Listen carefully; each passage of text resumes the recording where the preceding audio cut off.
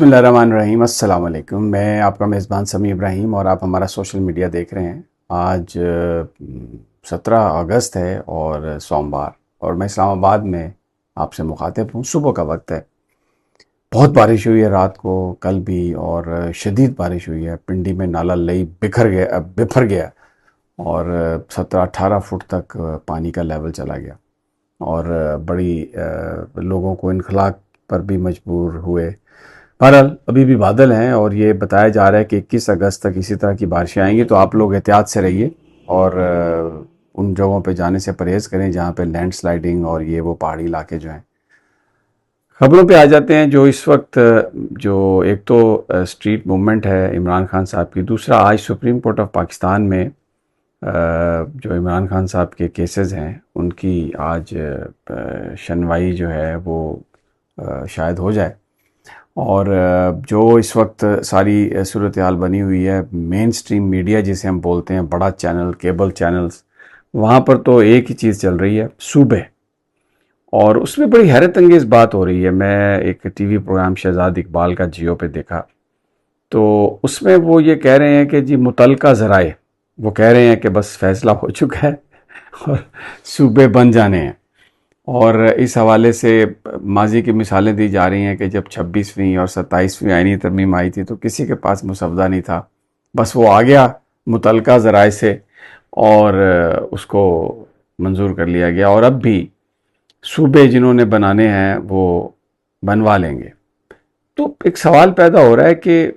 کون صوبے بنوانے کی کوشش کر رہا ہے؟ DGISPR تو کہتے ہیں، اگر ہم یہ تصور کریں کہ اس کے پیچھے اسٹیبلشمنٹ ہے، فوج ہے، وہ کہتے ہیں ہم تو غیر سیاسی لوگ ہیں، ہم تو بالکل یہ سیاستدانوں کا کام ہے وہ کریں۔ لیکن یہ ذرا مصطفیٰ کمال صاحب کی گفتگو ہے، ذرا اسے سن لیں تو کچھ آپ کو اندازہ ہو جائے گا۔ یہ بتائیے گا مصطفیٰ کمال صاحب کہ آپ چونکہ حکومت کا حصہ ہیں اور حکومت میں رانا ثناء اللہ صاحب کا یہ دعویٰ کرتے ہیں کہ ایسی کوئی بات ابھی تک ہوئی نہیں ہے،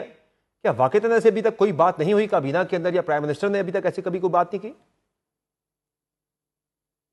دیکھیے، جب 26ویں آئینی ترمیم ہوئی تھی تو رانا ثناء اللہ صاحب ہمارے سینئر سیاستدان ہیں، میرا بڑا ان سے احترام کا رشتہ ہے، اور میں ان کو ان کی طرز سیاست کو جو ہے وہ پسند بھی کرتا ہوں، بہت احترام سے، ادب کے ساتھ میں ان سے ڈس ایگری کرنا چاہتا ہوں، اور ڈیفینیٹلی اچھا وہ ان کا قصور نہیں ہے، ان کی پارٹی آج جو ہے ان کو کہہ دے گی تو وہ اپنی اگر ان کے خیالات جانیں گے تو خود بھی جو ہے وہ ڈیسینٹرلائزیشن اور صوبوں کے حامی ہیں، لیکن ڈیفینیٹلی وہ پارٹی کے اپنی پارٹی کی موقف کے پابند ہیں۔ لیکن میں ان سے کہنا چاہتا ہوں کہ 26ویں آئینی ترمیم آئی تھی تو رانا ثناء صاحب اور جو ہے وہ ہم سب لوگ کیبنٹ کا حصہ ہیں، کون سی ڈیبیٹ ہوئی ہے کیبنٹ میں؟ 27ویں آئینی ترمیم آئی ہے تو کون سی ڈیبیٹ ہوئی ہے کیبنٹ میں؟ نہیں، یہ سب جگہوں پہ بہت اوپن، ہمارے پاس تو کیبنٹ میں وہ چیز آتی ہے جو چیز ڈیسائیڈ ہو چکی ہوئی ہوتی ہے، اور اس کے اوپر تھوڑی تھوڑی بات ہوتی ہے، اور اس کے بعد پھر وہ جو ہے وہ ایک ہی میٹنگ میں اس کے اوپر فیصلہ ہو چکا ہوا ہوتا ہے یا ہونے والا ہوتا ہے۔ آفیشیل انڈورسمنٹ کے لیے ہمارے پاس وہ چیزیں آتی ہیں، اور یہ ہے تو یہ والی بات بھی اس وقت کیبنٹ میں تو ڈسکشن کا موقع ہی نہیں ہے، تو ایک سیٹ ایجنڈا ہوتا ہے سارا، اس پہ لوگ بات کر لیتے ہیں اور کیبنٹ کی میٹنگ ختم ہو جاتی ہے۔ تو میں سمجھتا ہوں کہ انہوں نے ویسی ایک بات کر دی ہے، اس بات کا حقیقت سے کوئی تعلق نہیں ہے۔ اب اس میں 26ویں اور 27ویں آئینی ترمیم کے خلاف انہوں نے ایک نیا قانونی اور آئینی پوائنٹ کھڑا کر دیا کہ اگر کابینہ میں کوئی میننگ فل ڈیبیٹ ہی نہیں ہے، کسی کو پتہ ہی نہیں ہے، اور یہ ترامیم آ گئیں، اور یہ اتنی اہم ترامیم تھی کہ جس کے نتیجے میں پاکستان میں جو عدلیہ ہے اس کا بھرکس نکال دیا گیا، اور انڈیپینڈنس آف جوڈیشری کمپرومائز کر دی گئی، ایک جوڈیشل کمیشن بن گیا جس میں حکومتی لوگ آ گئے، اور ایسے ایسے لوگوں کو جج بنا دیا گیا جو بظاہر جنہوں نے عمران خان کے خلاف مقدمات سنے اور عمران خان کے خلاف فیصلے دیے۔ تو یہ تو ایک بہت بڑا الزام ہے جو وفاقی کابینہ کے لوگ، میں تو DGISPR کی بات پہ یقین کرتا ہوں، کیونکہ کرنا بھی چاہیے، سب کو یقین کرنا چاہیے، بڑی ایک رسپانسبل پوسٹ ہے۔ کیسے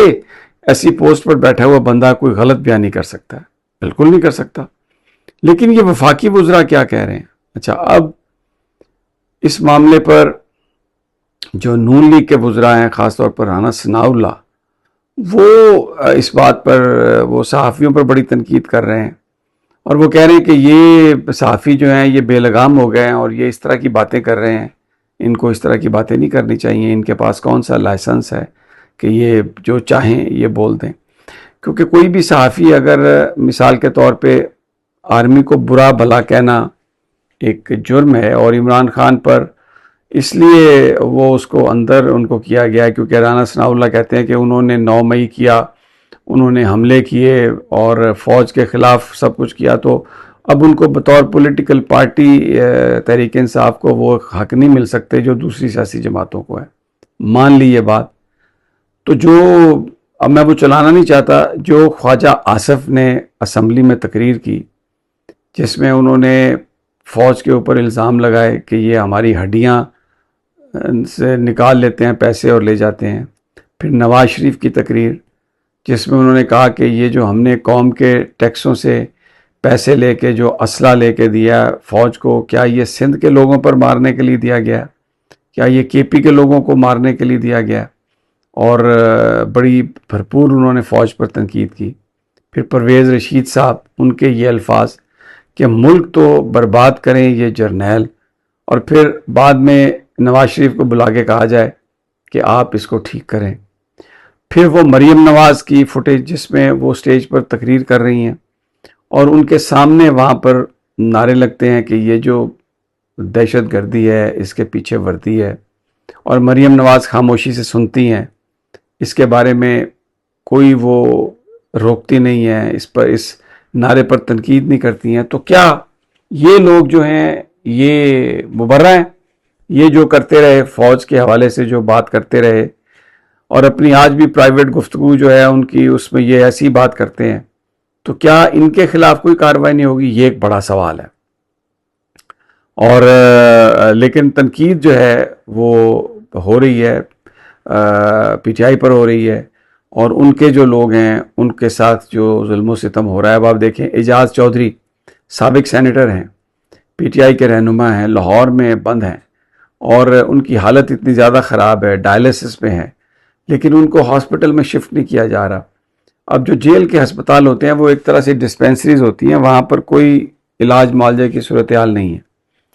اور وہ کوئی دہشت گرد نہیں ہے، ایک سیاسی ورکر ہیں اور سیاسی ان کی جو وفاداریاں ہیں اس کی وجہ سے ان کے خلاف یہ پرچے درج کیے گئے ہیں. تو ان کی فیملی بتا رہی ہے کہ ان کی حالت پھر خراب ہے، لیکن ان کو شفٹ نہیں کیا جا رہا، ان کو ہاسپٹل نہیں بھیجا جا رہا. اسی طرح عمران خان کو نہیں وہاں سے شفٹ کیا جا رہا ہاسپٹل علاج کے لیے، بشرا بی بی کو نہیں کیا جا رہا. ان کے ساتھ جو سلوک اس وقت کیا جا رہا ہے وہ بہت ایک برا سلوک ہے. تو ان حالات میں یہ جو اس وقت پاکستان میں جو سیاست چل رہی ہے، ایسا لگ رہا ہے کہ نون لیگ یہ کہہ رہی ہے، ایم کیو ایم والے یہ کہہ رہے ہیں کہ جنہوں نے منظور کرانا صوبے بنانے ہیں وہ بنوا لیں گے، یہ ہمارا کوئی عمل دخل نہیں ہے. تو یہ تو اسٹیبلشمنٹ پر بڑا ایک سنگین الزام ہے اور اس کا جواب آنا چاہیے. اور یہ معاملہ جو ہے یہ ایک عجیب صورت یہ اختیار کر رہا ہے.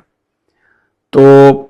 میاں عامر صاحب جو اس ساری گیم میں، صوبوں کی گیم میں اس وقت لیڈ پر ہیں، ٹاپ پر ہیں، اور بتایا جاتا ہے کہ ان کے اسٹیبلشمنٹ سے بڑے قریبی تعلقات ہیں، اور شاید یہ جو نئے صوبوں کا پروجیکٹ ہے اس کو وہ لے کے چل رہے ہیں. بڑی انہوں نے سیمینار اپنے چینل کو بھی استعمال کیا، اور وہ مستقبل میں کسی بڑے عہدے کے خواہاں بھی ہیں، کیونکہ اس سے پہلے ہم نے دیکھا نجم سیٹھی صاحب بھی وزیر اعلیٰ بن گئے، پھر محسن نقوی صاحب بھی وزیر اعلیٰ بن گئے. تو اب جو میاں عامر صاحب ہیں ان کے قریبی حلقے یہ کہتے رہے ہیں کہ ماضی میں انہیں گورنرشپ کی آفر ہوتی رہی ہے لیکن انہوں نے وہ قبول نہیں کی. تو اب لیٹ سی کہ آگے چل کر کیا ہوتا ہے. لیکن اس وقت جو صوبوں کے لیے جو بڑے سرخیل ہیں جو لیڈ کر رہے ہیں کیمپین کو، ان میں سے ایک نام میاں عامر کا بھی ہے. اب دیکھتے ہیں آگے کیا ہوتا ہے. بہرحال اگلی ویڈیو تک مجھے اجازت دیجیے. اللہ نگہبان.